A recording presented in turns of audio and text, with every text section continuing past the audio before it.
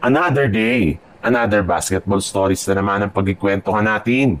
At ngayon nga ay ang pag-uusapan natin ang balitang may pasabog nga daw ang Los Angeles Lakers sa opening night at ang balitang pagbabalik ni Seth Curry sa Golden State Warriors. Kahit man nga hawak ng Los Angeles Lakers ang home court advantage sa kanilang opening game laban sa Golden State Warriors, ay sila pa rin nga ang itinuturing dito bilang dehado since malaki nga ang pagdududa ng mga analyst kung kakayanin nila na manalo dito nang wala ang kanilang superstar na si LeBron James. Nag-average rin naman nga si LeBron last season ng 24.4 points, 7.8 rebounds at 8.2 assists per game last season. Kaya posible nga na magkaroon ng negatibong epekto sa kanilang opensa at depensa ang hindi nito paglaro laban sa Golden State Warriors. Posible nga daw na hindi nila kayaning sabayan ang opensa ng Golden State Warriors kapag wala si LeBron James.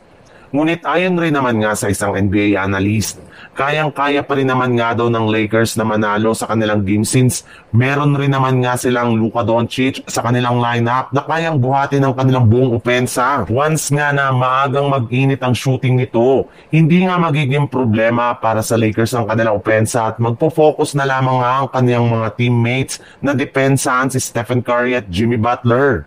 Maliban rin dyan, hindi rin naman nga natin maikakaila na isa rin namang banta sa Golden State Warriors si Austin Reeves at Gabe Vincent na siguradong mag-step up ngayong wala si LeBron James. Sa ibang balita naman, kahit man nga hindi pa nakakapaglaro ni isa mang game si Seth Curry sa Golden State Warriors simula nang pumirma siya ng kontrata sa team last month ay agad na nga nila itong ini-waive ngayong araw. At eto nga ay dahil isa lamang ang training camp contract ang kanyang pinirmahan. Para nga sa inyong kaalaman, hindi na nga sapat ang kanilang cap space ngayon para ilagay si Seth Curry sa kanilang official lineup. At kapag ginawa nga nila yan ngayon, ay magkakaroon nga sila ng luxury tax na siyang pinapataw ng NBA kapag lumagpas na sila sa cap space na inilaan lamang ng liga sa bawat kupunan.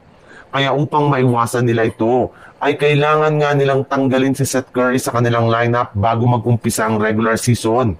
Pero hindi rin naman nga dapat mag-alala dito ang mga fans dahil nasa plano na nga nila noon pa man na kunin ito ulit sa katapusan ng Nobyembre kapag tumaas at nadagdagan ng muli ang kanilang cap space ngayong season.